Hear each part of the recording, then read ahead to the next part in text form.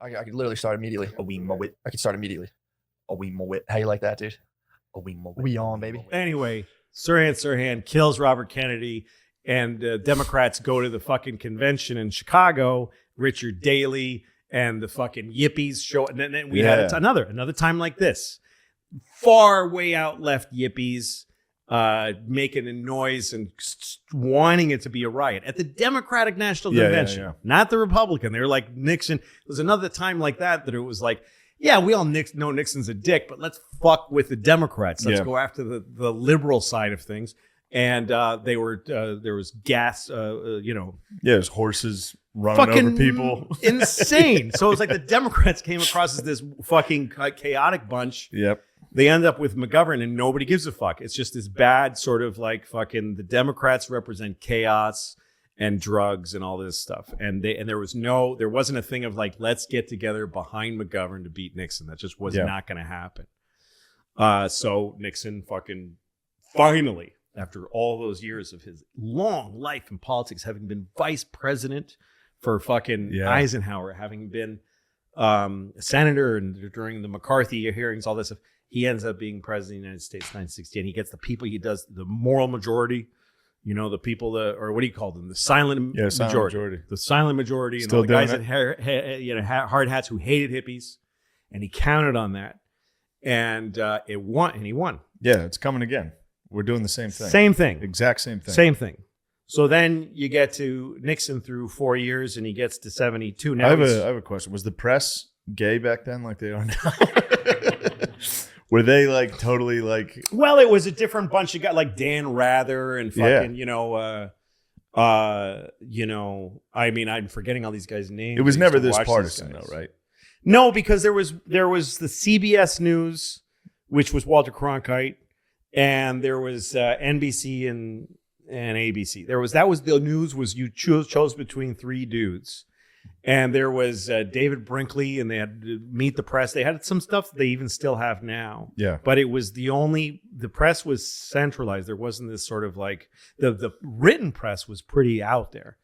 But the TV news was what everybody was really following. And so everyone watched the same news, and then we argued. So it was different. And you never had a sense that the press, to answer your question, no, they really weren't gay.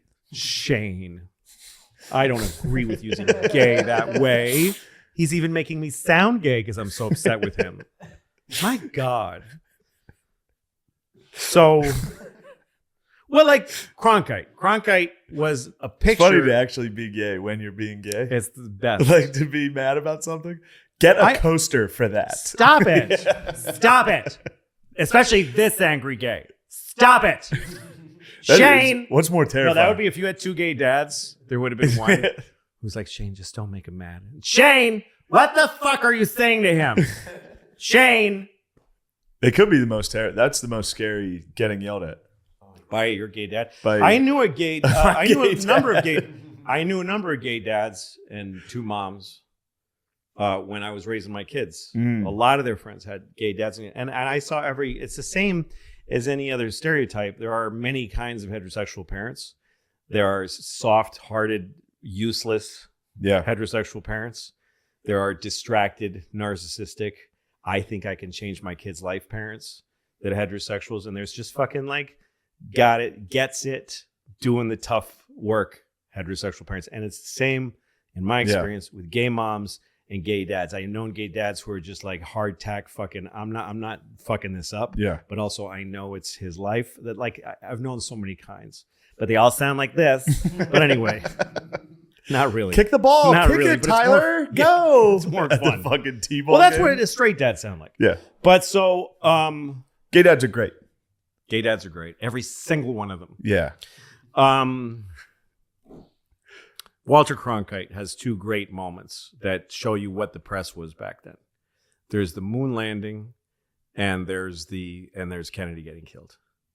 Again, if you're watching this on YouTube, you can see both of these. So the moon landing is just they show the fucking footage of Neil touching down, which didn't happen. They didn't never land on the moon.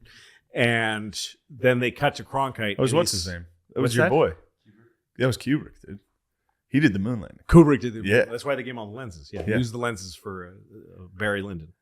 It's true. Barry Lyndon is a great movie by Stanley Kubrick, and it takes place in like the 1600s, and he wanted it to look like that, so he used no electric lights, but he needed lenses that drink a huge amount of light, and he got NASA to give him moon lenses. So he did do the moon landing. Yes, nobody's ever been on the moon. Nobody's ever been on the moon. 100%. You see there's some clues in The Shining. Huh? There's clues that About he the did it. moon? Yeah. I don't believe this. I think they went to the moon. Yeah, But, we'll see. But No, I think somebody was trying to argue that in like some Chinese astronomy, they found they satellite images of where people landed. yes. And they're like, and, why would we help cover this? By up? the way, they went up like 20 times. It's not Yeah. even that big a deal. But so Cronkite, when they landed on the moon, you just cut to him and he's got this big childish grin on his face. He doesn't say anything. He doesn't say, this is a marvelous moment. He just reports, and Neil has landed. A man has landed on the moon. He says the facts, but he's got a bit. You can see the feeling, but he doesn't say it. And then the other moment that is just devastating is when Kennedy dies. He says he gets the report. He gets it in his hand, and he says President Kennedy has died. He died at 12 o'clock, and he takes off his glasses to look at the clock above him because he's reading.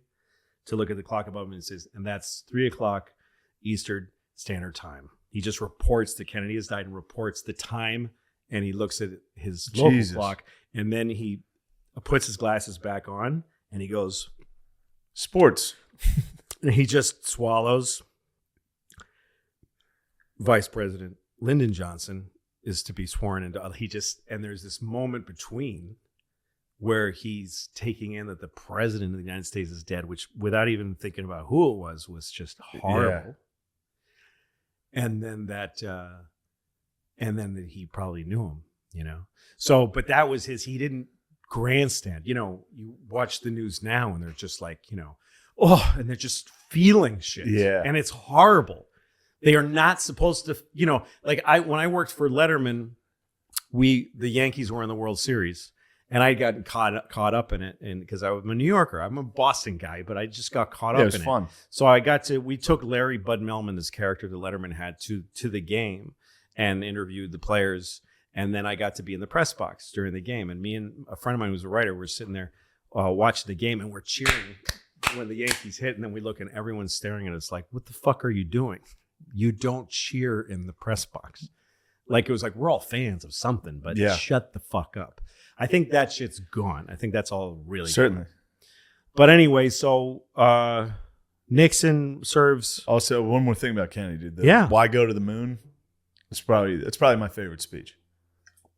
We do things. Why? We choose to go to the moon not because it is easy, but because it is hard. Because it's hard, yes. Dude. And he also, in one of his speeches about them, he had a great joke. He also, in there, he goes, "Why does Rice play Texas?" That gets me every time. I'm just like, dude, why are they playing? They get fucking killed every year. That's right. And they're still doing it. Yes. Kennedy also had a great parable he used to tell. There's a lot of speeches that are lost because a lot of these guys, they didn't record every speech. But one of his, he liked telling jokes about Irish guys. So did Reagan. They had that in common. They both used like Patty jokes. Yeah. So he tells a story during his moon mission, when trying to get the money and the country behind the moon, and he talks about these 3 Irish guys walking along the leas of whatever, just crossing the great green grasses of Ireland, and then they get to a stone wall, and they go, "Should we climb the wall, or should we turn back and go home?" And one of them takes his friend's hat off his head and throws it over the wall and says, "I guess we're going." So that was part of Kennedy's thing. It's not that good. No, but anyway, that's cool. So, and then Nixon's president when they land on the moon. And there's in his library in Yorba Linda, California, where he was born and raised, and the little house that he was born in is there at the library. There's a phone, which is the phone that he talked to the moon on. It's the White House. They took the White House phone. that he made it's just a fucking beige phone with a big white button and a big red hold button. I don't know if he put them on hold, but he, talked to, well, it's just wonderful that you're up there. You're up on the moon. You're up there and Jack is dead. Fuck him. And nothing could stop me now. Yeah, no. So he was president when that happened. And so 68 turns into the 72, and now the country's really fucking changing. Everything's in color now. The TV's in color. Everything's, hippies are starting to get old. Yeah, they're starting to wash out a little. Yes. What's sadder than that? Two things happened to the hippies. First of all, they killed a bunch of them. They killed a bunch of their leaders. But they also got, the drugs started to take a bad effect. They went from mind liberating pot to fucking, heroin and cocaine, which are dark drugs. They became dark Evil high. hippies. Yes. And then some of them grew up and had families and wanted to be rich. So, and there's another thing you can find on YouTube that's great are the debates between Abby Hoffman and Rubin. He was Jane Fonda's husband. And he was a congressman eventually, but he was one of the Jerry Rubin, I think his name is. He was one of the yippies. He's one of the, he was a wicked radical. And he used to be one of those guys, we're not taking his shit anymore. Yeah. And the president, come here and kiss my fucking ass. Yeah. And Abby Hoffman had and then the best. Became a congressman. Yes. Abby Hoffman Abby Hoffman said the N-word constantly during speeches because he would just be with a bullhorn and talking about fuck you, and he was like really inappropriate, and he was really a lit up nut. Abby Hoffman. Him and Jerry Rubin were like the East Coast, West Coast hippies. Later, Jerry Rubin became a huge capitalist. He became a yuppie. That's where the term yuppie came from. And the two of them debated. They traveled together to different universities, and they would debate their generation's new predicaments of, do we keep the fight going of trying to get out of wars and trying to be Democrats and trying to liberate this country? And the other ones were like, we got to grow up, and we got to. And what Rubin was saying was, we need a candidate. We need to win an election. So we need to go to the center, and we need to talk to big business and small business, and we need to talk about being a practical, because that's the liberal dream. And this became Clinton. This is where Clinton came from the hippies saying, okay, we're not going to just protest our whole lives and be these losers. At one point, they had a huge amount of power. Yeah. In Vietnam, they had a lot of power. They held this vigil around the Lincoln Memorial. And I mean, think of the time. Because MLK gave this speech there, and they fucking shot the guy.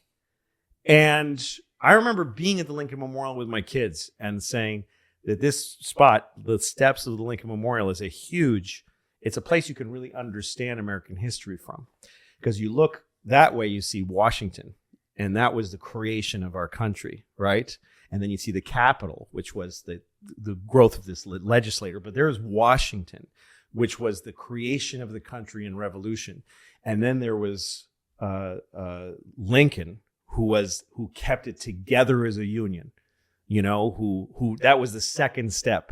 Yeah, we're our own country, but also, even if millions die, we need to be a union. Okay. That's what Lincoln did. And then who stood here and made this place even important for a new generation? MLK stood there, and there was a sea of people, and he had to fight for, inside of that union that Lincoln preserved, that Washington started. He said, we have to fight for our rights in here. He was the first one to say there's a civil way to fight for, to push for our rights legally and through quiet, through nonviolent resistance. So this is a huge place. It's firing me up, dude. Right? This country has cool, an incredibly romantic history. And there's another way to look at all of this, apparently, but this is the way that I was taught it, and I see it again as a story. So, but then after he'd been shot, and all that became rubble. Like that, all that was pushed aside, and now that we're in a fucking melee war, Nixon's president. It feels like forever.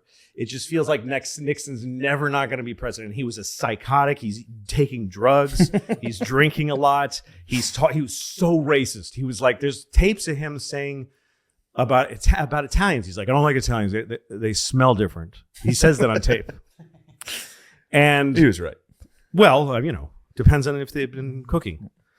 But so Nixon, so the mall and the memorial is just besieged by strung out hippies, students, and veterans who came home from the war and hate the war now and have Ron Kovic and all these guys in wheelchairs going, what the fuck did I do this for? Yeah. This certainly isn't World War II. What are we winning here? When is this war going to end? And it was just a mess. And in the middle of all that, in the middle of the night one night, Nixon got in his limo and drove into the middle of that. He went to the Lincoln Memorial. Do you know this? No. There's footage of this too. He was looking out his window. You fucking kids. The fuck did they know? But it was breaking his heart. Yeah. Because even though he had the hard hats, and even though he had the silent majority, just like now, nobody wants the silent majority. People want the cool people to like them. Twitter is like 39 people and 60,000 bots. It's very few people. Yeah. It's a bunch of kids that are fighting and saying this extremist shit, and the huge vast amount of the liberal part of this country is not into any of that. But nobody's satisfied with just knowing that the average person gets it, and that when you really deal with human beings on a real level, they're going to do the right thing. I believe I have a lot of confidence in human and American, just the way we are as people. But these folks that yell and scream, they really get people want them to like them. And so Nixon, even though he was winning by a landslide everywhere, he's looking out that window and he's looking at those kids, because it's your kids. It's like if everybody likes you, but your kids think you're a piece of shit, it just eats at you. It just destroys you. And so he got in the limousine, and he drove into the middle of the protesters, and he got out and he talked to them. And there's just this footage of him talking. He's in his stupid suit. And they're like, man, you don't get, man, you're just you're like an imperialist piece of shit, man. And he's like, well, I understand your point, but I mean, do you just think we just give up? I mean, what happened to this country? And they talked. They really talked. I don't know what it did to him, but he did get us out of that war. You ever see? Nixon did pull us out of that war. Now, he did it in a way that is horrible, which is that he bombed Cambodia. And this is the story that I heard, is that he had this very specific strategy, which was he starts bombing Cambodia, which came out of nowhere. It was like, what? And then he let it be. But wasn't Cambodia was where they had the Ho Chi Minh Trail, right? I don't know. I think they knew they could use Cambodia. Like, they were using these trails in other countries. Right, but still, it was a country we had no right. Yeah. We were not at war with Cambodia, but we were bombing Cambodia as if it would be like if people were escaping to Canada and we were like, so fuck it. Or if Canadians were at war and some of them escaped into the States, and whatever the other country was just started bombing fucking Wisconsin. Like, dude, you can't just do that. Yeah. And so many people were getting killed. And Nixon, what he did is he let it be leaked that no one could get in touch with him, like that his aides were trying to tell him to stop bombing, and that he cut off communication, and was that he wanted them to think he'd gone cuckoo. And that's how they got the Vietnamese to the table and got a peace. It wasn't a good peace. They left. Oh, he faked that he was nuts? That's what I heard. That's good. I don't know. Well, that's history. That's how you hear history. Google, I don't know. But it's another thing about the Vietnam. I feel like Eisenhower, when he left, was like the military-industrial complex. That was Vietnam. Yes. That got us to now. I was like, oh, now we pulled out of Afghanistan. Where are these guys going to get their money? Mm-hmm. Hey, $33 billion to Ukraine. Like, it's just exactly. nonstop. Well, that's it's the nonstop. other side. You have your political left that has more power than they do people, right? Because they're captivating people's anxiety. But then on the other right, you have all these people that are doing fucked up things. Yeah. That also are untouchables. And there are only a few people with just a little bit of interest, a little bit of money, and so they're making all this crazy stuff happen. That's jumping ahead. I don't know much about it, but anyway. But so Nixon, But it seems to me if you speak out against it, you get shot in the head or Watergated. yes, Which is kind of what's happened. I could be wrong. yes, That seems to be the underlying theme. Like he got out of that war and then I they couldn't shoot him in the head. I don't believe in conspiracies, but what I do believe is that there's a shift in the hive mind of America, so that if certain people that get in a position where they're in trouble, like Nixon did, the next person he goes to is going to be like, nah, man. Like, you don't know where it's going to come from. Yeah. Like this story I heard about Caligula. Caligula was a terrible leader who was an absolute leader because everybody behind him had built the emperorship of Rome into a huge thing. You couldn't touch the emperor. He was like a god. Yeah. And Caligula made himself a god. And then a crazy guy took. He was insane. Caligula was insane. And did he have his horse in the Senate, or was that he Nero? made his horse in Senate? That's pretty sick. And so Caligula, one of the emperor's duties each day is to give the watchword to the head of the army, and the watchword is like the code word for the whole Roman army for the next week or whatever it is. So somebody asks him, "What do you want to be the code today?" And it was the head of the army, this guy who was like his bodyguard, and he thought it was funny, so he'd say, "Give us a kiss." He wanted everybody to have to say, "Give us a kiss," and so that all the Roman guards would have to say each other, "Give me a kiss," in order to like pass one guard to the next. And it was that guy that killed him. Yeah, that guard. It was that guard who was just like, he fucking shivved him Just, like you the know what, fucking just- American meat. It is funny when those guys do get killed. Yeah. Anytime a dictator gets killed, I mean, it's sad. It's always sad to watch. Like Gaddafi was sad. It was really sad. Gaddafi was sad. Yeah, he's just with the blood. Yeah. And Saddam was Saddam, people his hanging. screaming. Some guys were screaming, and he looks at one of them and he goes, "Shut up." It's true. You see him coming and he's grumpy. He's like, this is such bullshit. He's not like, oh, that's what everyone's fantasy is. He's like, oh, I wish I had. Yeah. But he just comes in and some guy screams Everyone's- and he goes, shut up. Just And a then they room of kick the dudes fucking- yelling. Kick the bench away and he hung. He must have been so pissed on 9/11. Yeah. He probably was watching TV just like, oh, You guys, fuck, that's don't gonna fuck be with me. Okay, so Nixon. I don't know shit about Ford or Carter. okay, so Nixon resigns. I will resign the presidency. So wait, I don't even understand Watergate. So Watergate was it started as a very simple thing, which was there's some guys Nixon had a committee, the committee to reelect the president, which is CREEP. CREEP was literally their acronym. So CREEP sent some burglars to the Democratic National Committee's office, which was in Watergate Hotel. Watergate Hotel is in like a complex of office buildings. And they stole some papers from there. And this kind of shit was happening a lot. But Nixon was on drugs, paranoid, had a list of enemies. He just went. His thing came apart. Is really what happened. Yeah. These guys took some papers. It wasn't a big deal, but he immediately tried to control it because he was like, we're quashing this, we're killing this, right? Yeah. And somebody said, well, we got this guy. If he talks, we're all fucked. And Nixon says, what does he want? And they have them on tape. Somebody says he'll do it for $1 million, and he says, can we get the $1 million? And it's Nixon saying that was like the smoking gun. Was like, we'll give him the $1 million if he wants it.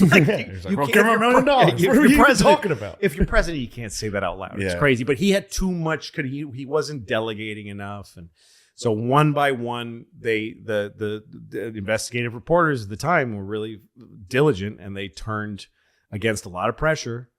They turned guy after guy after guy down until finally they got the guys close to him, and he didn't have. He knew Is the guy they were going to pay is that Deep Throat? Yes, That's the. well, no. Or is that just the Deep Throat is whistleblower? a guy who was in the system, who just knew, who saw everything that was going on, Okay. and was leaking it. It's just one of the dumb burglars, one of the guys, and there was this guy G. Gordon Liddy involved, who was a weird CIA guy who used to put his finger over a candle and burn it, and fucking Be like, psycho. Isn't that cool? Yeah. It's like take it Liddy easy. is a great guy to look up. G. Gordon Liddy. So Nixon, knew that if they impeached him, they had the votes. That's another time where things were.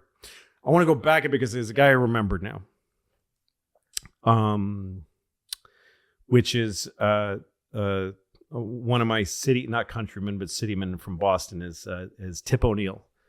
Tip O'Neill was the Speaker of the House for many, many years. And he was Speaker, I think, during Nixon, but he was during Kennedy. So he was a Boston politician, and so was Kennedy. And I was just going to tell you this one story about Tip O'Neill. No. So Tip was worked with Kennedy in Boston for years, and there was some shifty guy named Paddy O'Brien or something, some shifty Irishman who would, every time they had like a big banquet or something, he'd always get in there and he'd be like, "Hey, how you doing, Tip?" And he's like, "How does Paddy O'Brien get in everything?" And he was at Kennedy's inaugural, Tip, and he was Speaker of the House, so he was really close to the front. Yeah. But Paddy O'Brien was had better seats than him, and he saw Kennedy walking up to take his speech, and Paddy threw his hand up and he saw Kennedy look at him. How the fuck are you here? And a year later, he was at some big event for Kennedy, and they were showing footage from him and not taking the oath of office, and he asked Kennedy, "What were you thinking when you were becoming the president?" And he said, "I got to be honest with you, I was thinking, how the hell did Paddy O'Brien get those seats?" That's awesome. Tip O'Neill wrote a book called Man of the House that's fucking so entertaining because it covers all these guys that he served with. Okay, Nixon. So he's out. Gerald Ford is a really weird president. Yeah. Because he didn't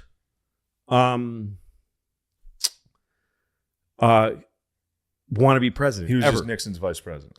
He wasn't even just Nixon's vice president. He was the Senate Majority Leader. Oh. He was just a senator from Michigan with no interest in being a fucking president. Who was Nixon's VP? Spiral Agnew. And he got ousted. He got thrown out because he was a fucking crook. Yeah, he was with him. They got rid of Agnew and they're like, just get Ford. I think Ford just filled in. He was like, what? I'm vice president? I don't want to be fucking vice president. That came out of nowhere, too. And yes, out of nowhere, suddenly he's vice president. And now suddenly he's the fucking president. Yeah. So now he's the president of the fucking Republican Party, and Nixon. This is just a massive trauma to the country, and I remember it. I remember Nixon, and Watergate was like a huge part of my youth. Now, when I was a kid, I lived in Mexico, and from when I know, like I'm aware that that's not Pennsylvania cool. crushes Mexico. Yes. You guys are dying to get to PA, dude. Yes. We occasionally go down there. Yes. And get sunburned. That's right. All right. So you're down in Mexico. I'm in Mexico. And I moved. I was a baby when my parents moved to Mexico. My dad's Mexican. And then my parents, when I was about 7, moved to Boston, outside of Boston.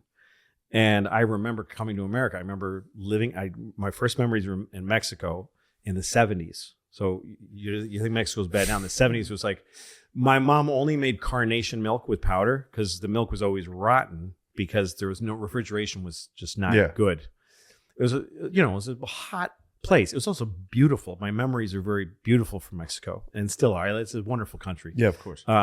Which is, and the thing is, they work really hard there. But their government is crazy corrupt and always has been. Like Mexico could be Japan with different organizations. Yeah. Like that's how hard they work and for how many hours. But so I lived in Mexico when I was a kid.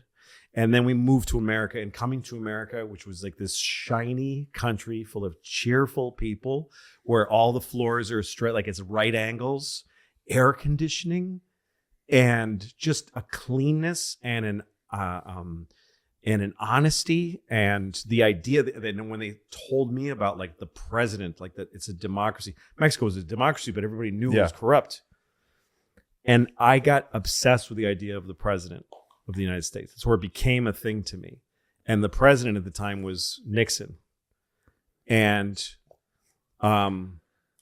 I cut a picture out of him out of the paper, and I taped it up next to Nixon? my bed. Yes, I loved Richard Damn, Nixon. you When I was a loved little Nixon. kid, I was so about Richard Nixon, and I wrote a letter to my abuelita, my grandmother. Yeah. And I sent her a picture of Nixon and said, "This is the president of the United States. He's the greatest He's the man, fucking greatest man. man in the country. He's so cool. He's the best man." I didn't know a single thing about him. Yeah. And he had this serious face. And I had a dream. It's the first dream I remember. I don't know if you remember dreams from when you were a kid at all. You Yeah. ever had a dream that you still remember? I'm not sure that I do. So I remember one dream. I was in my bedroom was in the front of our house. So you looked out at the front of our house, and I was asleep, and it was like a Sunday morning. And I heard a band, like a marching band. And I looked outside, and it was Nixon, like walking up my street. Just no spectators. Yeah. Just him walking up, followed by a marching band. Boom, boom, ba-dum, bum. And I came out on the front yard. We had this walkway, and he got down on one knee, and he said, "Louis." And I ran into his arms. What the fuck? Damn, you love Nixon. I loved him so much. Damn. Isn't that crazy? I've never told anybody that. Do you How know that? heartbroken were I've you? never told anybody that in my life. And so, Louis. Louis. Like, senor. And it's funny. There's only Presidente, senor. the idea of his joy, because Nixon was such a miserable man that his joyful side was very rare. There's only one time I've ever seen it on film, and it's when he's playing piano. He's in a tuxedo, and I think he's at his daughter's wedding. And he was a concert pianist. He was very good. And he's playing piano, and he plays some big crescendo, and he's got this big dumb grin on his face. And I think maybe I had seen that, because that's the only, that grin, every time I see it, I'm in that dream. So, but my parents saw that I had these pictures of him next to my bed, and they were like, "He's not a good He's not guy." that great. He's not, because Watergate was happening. Yeah. And every night, my parents were sitting in front of the TV, this little fucking color TV, watching Watergate, watching the hearings. And it was like, shh. And you're it like, was "How's it going?" Yeah, I'm like, how's my guy how's doing? my boy going? How's he doing? Yeah. I'm like, fucking Ed Muskie, fuck you. They're like, he's crying. He's on Yeah. TV crying. You're Yes. like, shh. Yeah, and then I remember watching live. There's two things I remember that were like national events. I remember Walter Cronkite saying that America and Russia had just done something called Apollo-Soyuz. We had Apollo spacecraft going around, and they had Soyuz capsules. And one night they met, like they saw each other. It was an accident. And they thought, what if we could dock? So they went home and they started this project, Let's Dock. This is back in the 70s, in the middle of the Cold War. So they built a dock, and they had to do it together. Yeah. The Russian and the American space program. And then they went up in two separate rockets, found each other in the middle of space, and docked, and then drank vodka and shook hands and hung Jesus out. Christ. And Walter Cronkite told me on television, the only one up watching TV, and he said, if the Apollo-Soyuz capsules are flying over North America, and if it's clear where you are in the Northeast, if you look up, you might see them passing overhead. And I went outside and I laid on on the grass for hours, and he said it would be a red light and a white light blinking together. And You I see saw it? Saw it. Oh, man.